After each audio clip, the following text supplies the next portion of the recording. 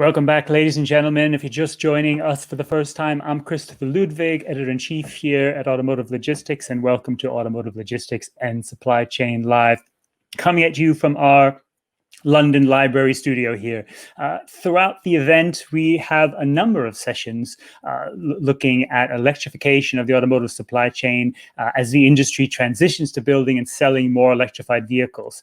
Today, in fact, is something of an EV event within our event, with speakers and panelists talking about battery, transition to powertrain, and a whole host of supply chain challenges that go with it. Because, as we see, especially in Europe, this is really starting to accelerate. If we look at the European figures alone, EV and PHA plug-in hybrids up something like 40%, even in a market down by almost as much.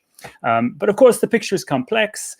ICE vehicles will still be with us for some time, and managing that transition in the context of constant regulations and changing consumer demand and technology is, of course, key and a challenge.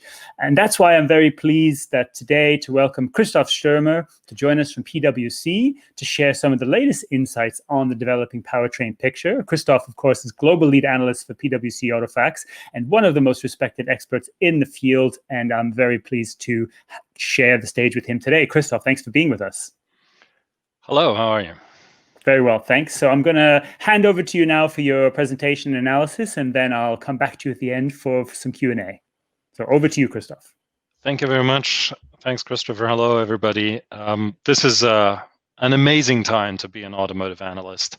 And I have the great pleasure of sharing with you a piece of research that we have just been able to finish together with my colleagues from both PwC and Strategy, and Dr. Jon Neuhausen is the lead author and analyst, Felix Andre supporting, Jörg Assmann overviewing, and myself contributing on the market and analysis side.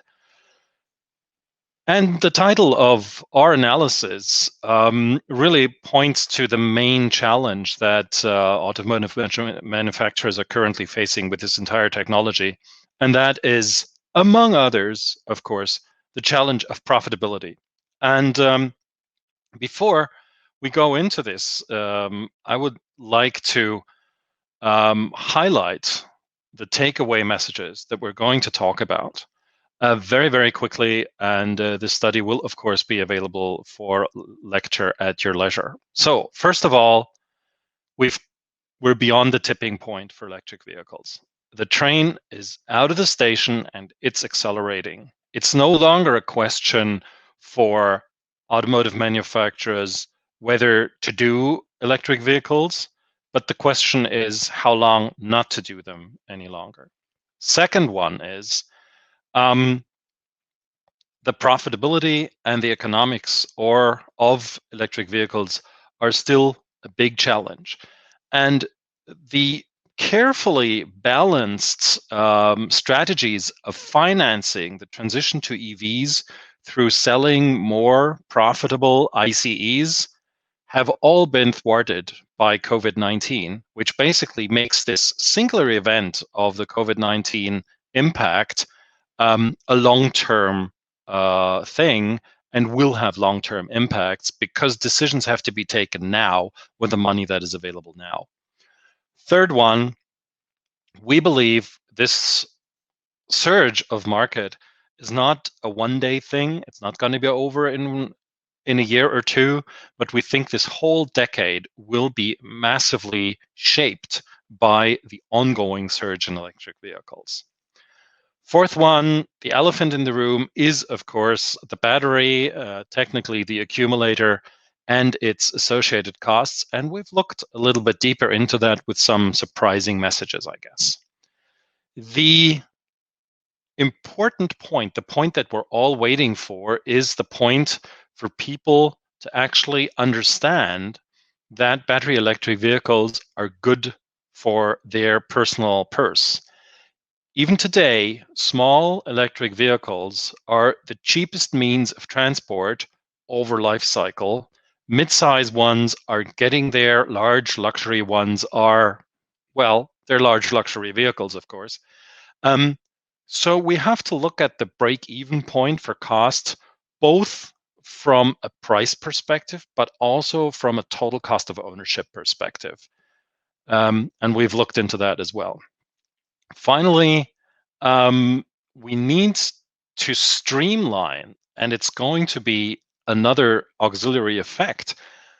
Product portfolios of conventional vehicles will have to be streamlined in order to free capacities, both on the R&D side as well as the production side, for the increasing amount of electric vehicles, which of course is going to make it easier, even easier, for consumers to switch from ICE vehicles to electric vehicles, because there will be just less choice in ICEs.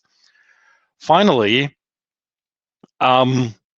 powertrains will become more frugal than they are today. We're seeing ongoing cancellations of exotic fuel-burning powertrains.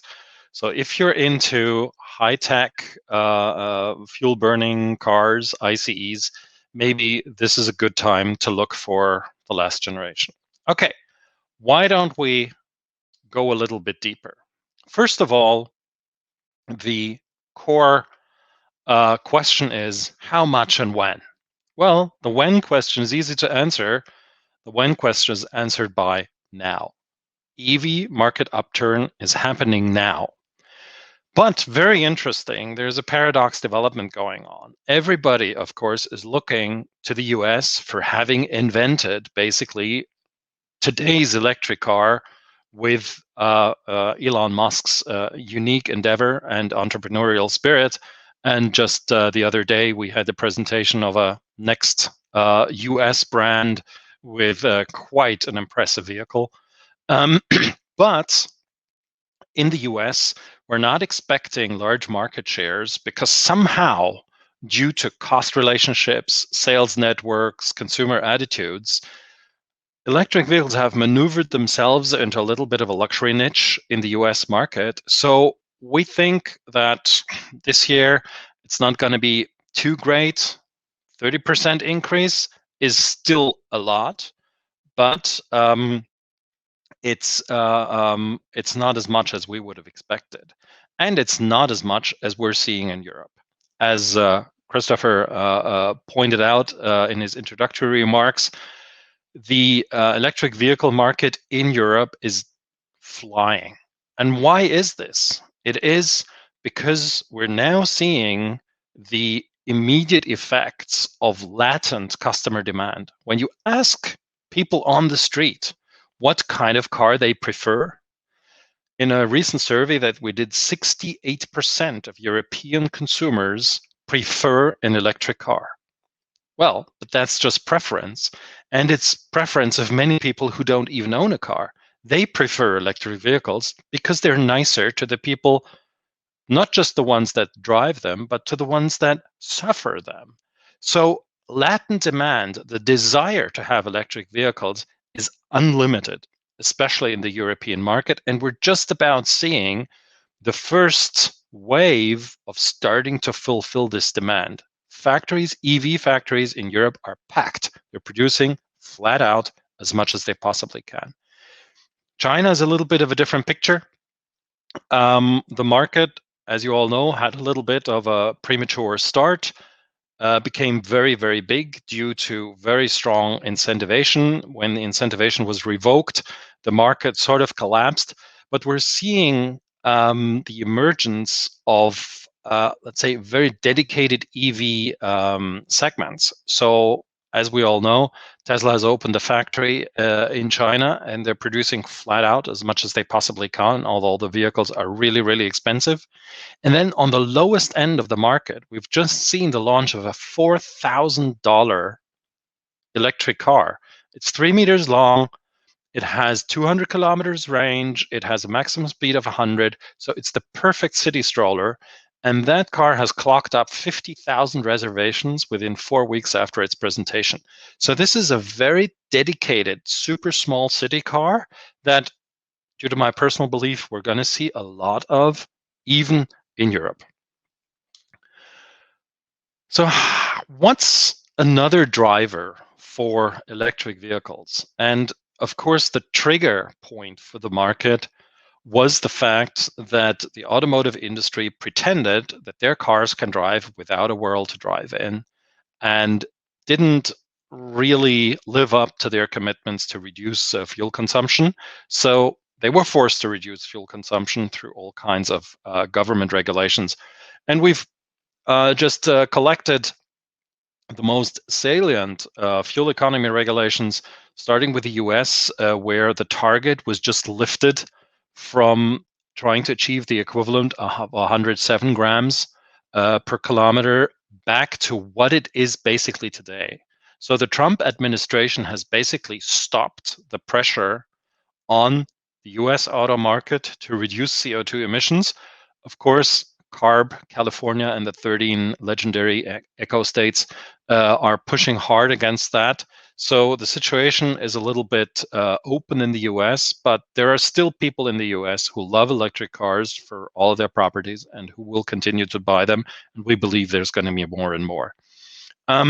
The red dotted line is actually the China limits. We're currently approaching a next level at 117 grams equivalent. 2025 will be the next step. And then let's see how this goes further.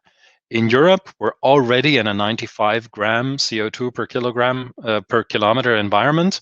This is going to stay until 2025. Next step down to 81 grams CO2 equivalent. And then in 2030, we already know it's going to be 59%. Those of you who are listening to political debate know that this may even be reduced further. What does this mean top down for electric vehicles? If we assume that conventional ICEs can be made as efficient as 95 grams per kilometer, all the rest down to 81 grams or 59 grams has to be covered by selling zero emission cars. And then it's an equal, very easy math to make. So in order to achieve the targets that are already laid out, especially in Europe, we have a required share of 35 to 45% zero emission vehicles in the European market by 2030. And that's just the required share. We believe that customers are going to create an even stronger pull in the market. So, total cost of the powertrain is, of course, a big worry. We believe that the on-top cost potential of an electric vehicle is roughly comparable today to what a plug-in hybrid vehicle costs. It, of course, depends on how much you actually have in terms of battery, but when we're looking at a 60 kilowatt hour battery and we compare that to a plug-in hybrid with 100 kilometer electric range, we're almost equal in terms of production cost. Today, let's not mention fuel cell electric vehicles. They are far out.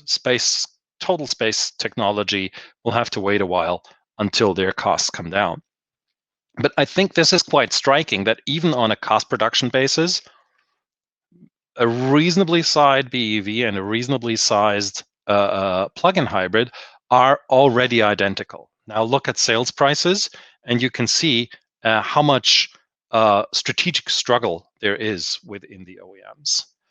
And we believe that in terms of productization of electric vehicles, we have to look at three dedicated different segments. So first of all, there's the premium segment of electric vehicles.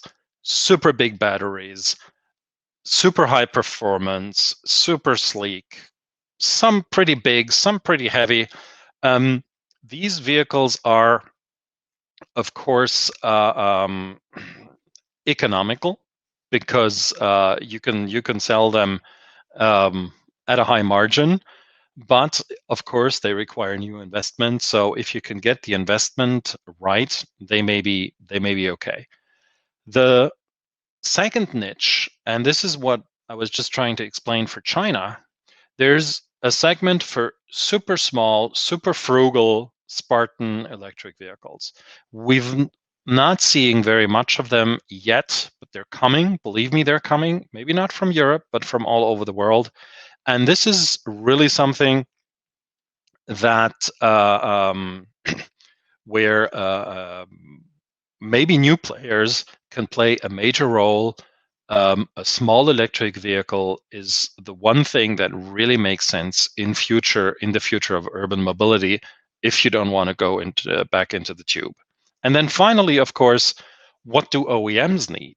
OEMs need volume cars. They need big volume to get into the market. They need to keep the prices as they are and shift the cost equation within the vehicle in such a way that the higher cost of the powertrain will be compensated through cost reductions in other components of the vehicle, and then pump them out in big amounts in order to achieve those 35 to 45% by the end of the decade in the portfolio mix. Let's talk about cost. And the takeaway message in this slide is really that the battery system makes up 80% of an electric powertrain. That is a lot. So electric motors, electric converters, the whole high voltage system is surprisingly affordable. It's a couple of $100 a piece. If you look at it, the rest is fully in the battery technology. But I would like to direct your attention to the slide on the right-hand side. We tend to only look at the cost of the full cell and then add on about 20% to make the cell into a module and the module into a system. What we did in this time was we looked deeper into the production cost of the cell. And the expensive part in the cell is actually not the raw lithium, and it's actually not the raw metal or graphite.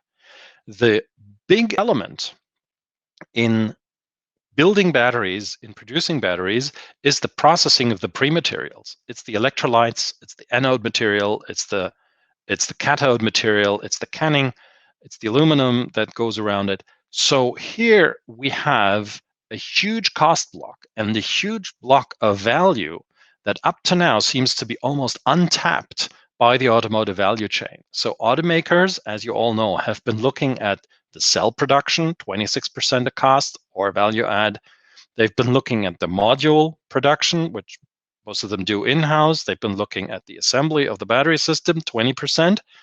But 30% of the value add of a cell is currently, to my knowledge, almost untapped by the automotive industry. And we're looking at big chemical companies, for example, who are going to leverage that value add. These are the fields where we have to look for price reductions. We're not going to see them on the raw material side, but we have to look upstream. And as you can see, the cell modules and assembly have fairly little leeway compared to the other steps in the value chain. But how much can you get out of it if we project this out 10 years into the future? So we believe that of the 90 euros per kilowatt hour cell cost, we can get down as low as 68 euros per kilowatt hour cell cost by the end of the decade, applying those measures that we just looked at. And you need to apply these measures on every step of the value chain. But once you have the cell, of course, you can still optimize in terms of assembly of the modules and of the systems, which is, on the other hand, classic automotive business. Slapping stuff together and doing it cheaper 2% every year is what the automotive industry has been doing for the last 50 years. So the total on-top cost for these systems is expected to come into reasonable territory within the decade. And when we're looking at on-top costs of $1,500 euros over a conventional, well-equipped powertrain with automatic transmission, I think we're almost in reasonable territory, because the cost difference between a gasoline engine and a diesel engine is almost in that range. So the automotive industry and automotive clients are used to handling this kind of a cost difference. And then there are strategies in the auto industry to translate that into reasonable value packages and price packages for automotive buyers and users. So end of the decade, I think we can definitely, by the end of the decade, we can put the economic worry behind us, the cost worry for the customer. But how can we get there? How are we going to get there? We believe there will be different break-even points for different segments. So the main segment where we already have a cost break-even is the low-range A or budget segment. We're already there. A cheap electric car, if you can get one, a small, cheap electric car, if you can get one, maybe in France, they already provide superior per kilometer cost equation, even today. Mid-range, 300-kilometer range, which is already quite significant. Maybe second half of the decade, if you put a big battery into a small car, of course, the economics are not going to work out very, very soon. If we look at mid-range, mid-size cars, I think we're really getting there. And we're now seeing a large amount of mid-size cars, mid-size electric cars coming on the market. They're almost reasonable to buy this year, next year, after that. Long range, of course, is an upgrade, is a little bit of an upgrade. They're a little bit more expensive, but their break-even point, let's see, is going to be later. And this is where fuel cell electric vehicles come to bear if we can get the infrastructure challenge under control.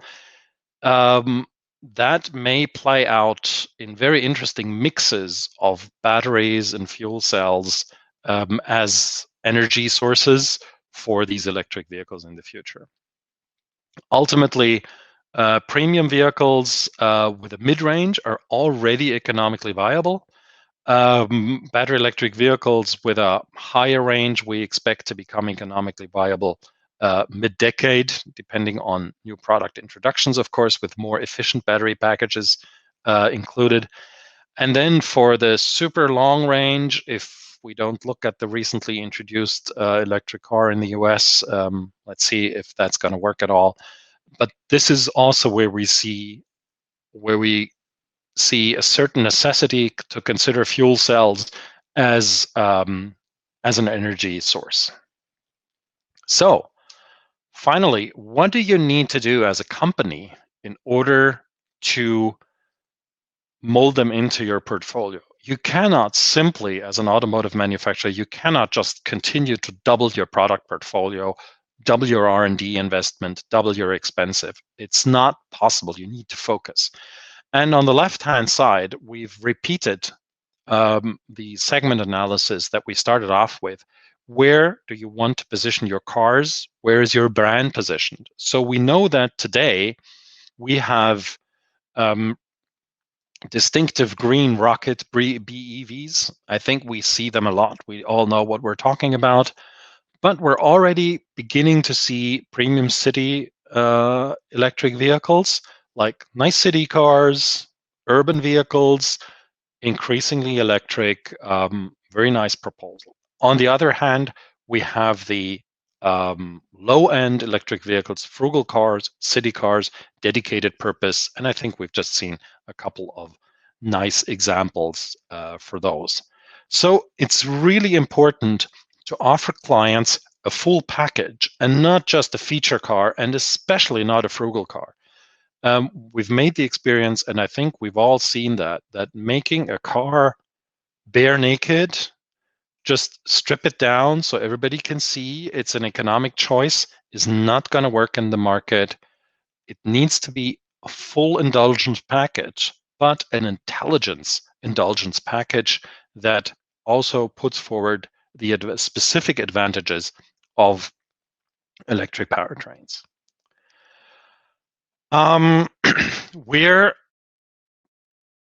How will a full powertrain portfolio pan out in the future? We believe that pure play combustion engines are going to get simpler. because they'll get more and more hybrid features. They'll get higher and hybridized. We're not very optimistic about the future of the full hybrid. We believe that if you have a full hybrid, if you've made the effort of producing a full hybrid, why don't you add a little bit of a bigger battery and a plug to it in order to make them plug-in hybrids? Because plug-in hybrids tend to get so much more privileges in terms of taxation that the full hybrid, we believe, is already getting into a little bit of a squeeze. But don't be fooled, building a good plug-in hybrid still requires a good ICE engine and a very specific ICE engine, one that is really good at powering a plug-in hybrid. We've seen bad examples, and we're still waiting for a couple of good examples that are actually living up to the challenge. I think with recent product introductions, we have some pretty reasonable examples also seen there. And we also will not rule out the potential of fuel cells as a supplement for rapid charging for high load vehicles. Of course, when you have lots of time and you don't need all the full range, domestic charging, normal current charging is still good, but there are limits to high power charging. There are limits to high power charging infrastructure. So by the end of the decade, we believe we're still going to have this discussion of maybe providing a supplementary hydrogen infrastructure for powering fuel cell vehicles as a supplement to very strenuous rapid charging. Finally, where do we think the market is going? And I think we already know where it should be going. We believe for the decade, it's almost going nowhere in the US. Still, 8% of new car sales of a 17 million vehicle market is still more than 2 million electric vehicles per year. So you can fill a couple of factories, and we believe that all the OEMs will tip their toe in the water in the US market. And I've been running around saying that I believe an electric pickup is a really, really good idea. I think electric pickups are going to be very, very popular, and they're going to make up a large share of those 8% that we expect for 2030. For Europe, we expect by 2030 a market share of 34%. As you saw from our calculations, that's on the very lower end of the 35 to 45% that are needed. So we believe it's gonna be just looking at today's expectations for the market. I believe there's upward potential, but that certainly depends on the propensity and the capability to invest in additional capacity there. In terms of total market share, we believe China will be on par with Europe over the next decade for different reasons, with different kind of vehicles, different kind of utility, but sort of on par with, in terms of total market share. Only the Chinese market is bigger than Europe already today. And as much as we can see how much Chinese still want new cars, we believe the market is just simply going to outgrow Europe. So in terms of total vehicle sales, we believe by the end of the decade, China is just going to be far ahead of Europe and the US combined. Ultimately, what do we think this is going to do for the economics of a company? If as a company you can get the economics of electric vehicles right, you're in a good position. If you can't get it right, you're in trouble, because the train for EVs has left the station.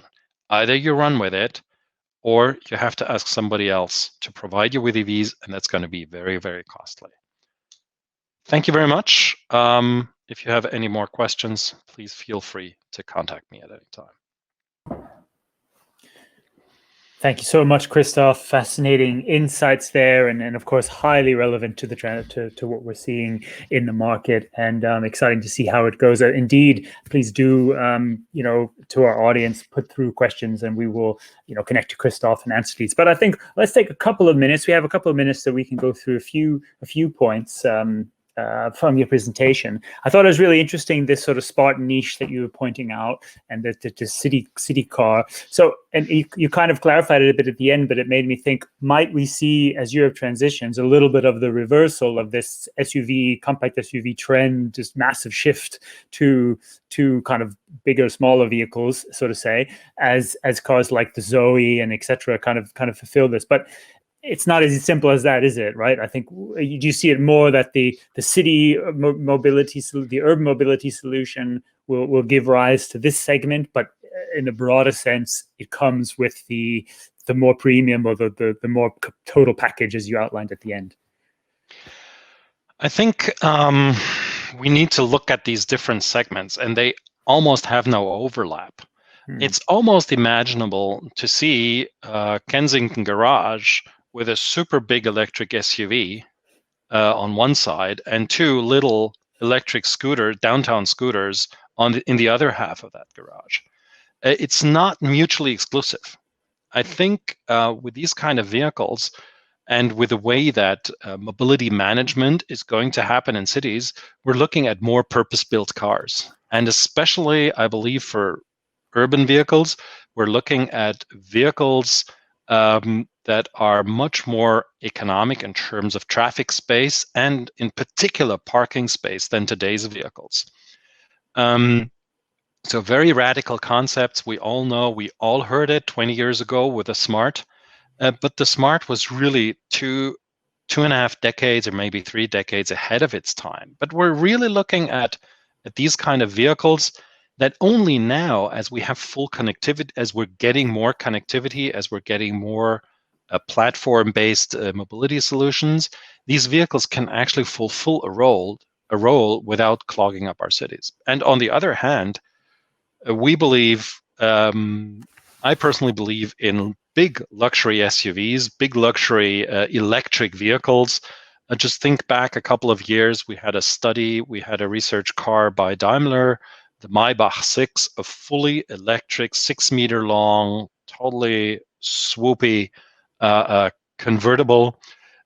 We have the Tesla pickup. So very radical vehicles coming up. And I think cars are going to become much more fun as they become electric. I think it was also interesting to see that China and Europe going on similar paths to this extent. And do you think, I mean, we see some of this already happening with the BMW, the iX3, etc. Does this raise the potential for more trade in the vehicles moving back and forth, if you like, between Europe and China, because the standards are more similar, and also because of the production bases, if you like, that, for example, German OEMs have in China as well? You mentioned Smart, for example, which effectively becomes a Chinese-produced vehicle soon. It's interesting, but I rather think that these vehicles are the exception that proves the norm. There's a reason why we're seeing a big bulk of battery factories being invested in Europe and built in Europe, because batteries are notoriously difficult and heavy to transport. You want to build them where you need them.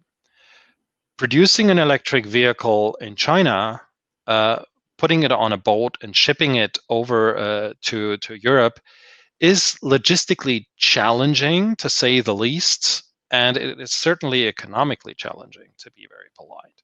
So if you can at all avoid shipping around electric vehicles, you would want to avoid it.